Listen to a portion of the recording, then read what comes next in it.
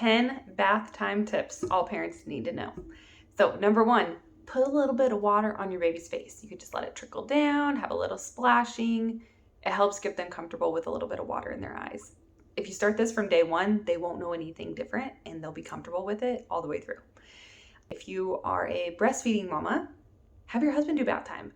I had to do all the nursing, so bath time became his job.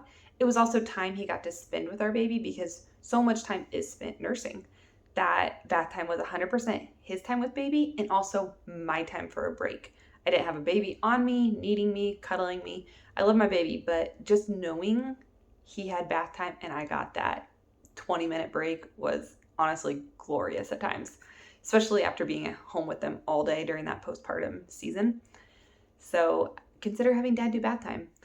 Next, my third tip would be to keep bath time positive. Try to make it a really happy routine and a good experience because water can be fun. It can be pools, it can be summertime, but water can also be fear. It can be, drowning. It can be scary and risky and dangerous as a parent, So we want to have like a positive association with water and have our kids grow up with that from day one. So bath time is your first real introduction to water. So try to make it positive or as positive as you can. 4, get in those rolls.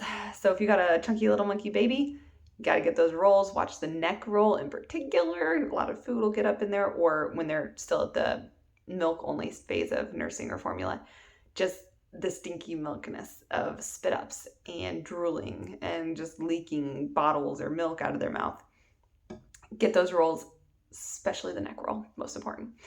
Frequency, it is completely up to you how often you bathe your baby. Some people religiously do it every single night or every single morning. Some people like to skip every few days. Some people just determine it by how dirty their kid is. Totally up to you. I like somewhere in between, like an every other to every third night, depending on how dirty or clean they are. And I don't like to dry out their skin too much when they're little itty bitty newborns. Another tip with that also is I choose for bath time to not be a part of our nighttime routine. It goes in front of the nighttime routine, but it isn't necessary to put our baby to bed, baby or now even toddlers. Like, I don't want to commit to that, so I don't consider bath time part of our nighttime routine.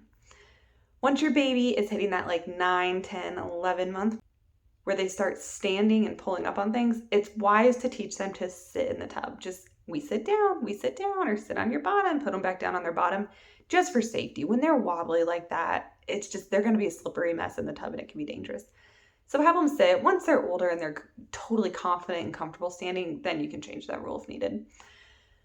I recommend minimal toys. It's a lot to clean up if you get a million toys out. I also recommend toys that aren't going to be growing mold, things that have holes, like squeaky toys. Not the best. Find just some plastic, like cups, things like that are very simple and easier to keep clean. Also can be run through the dishwasher to clean as well.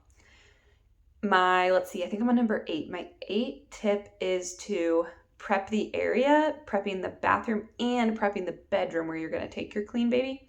So once baby's in the tub, you can't go grab soap. You can't go grab jammies. Like, you need to be with them. Have everything you need before you turn on that water. Have everything in the bathroom and go ahead and have jammies laid out, have like lotion laid out, everything you need in the bedroom or living room, wherever you're going to dress your baby. Have it ready to go. Double check yourself, then turn on the water and get baby stripped down in the tub. Have an order. This is my 9th tip. Have an order to bath time.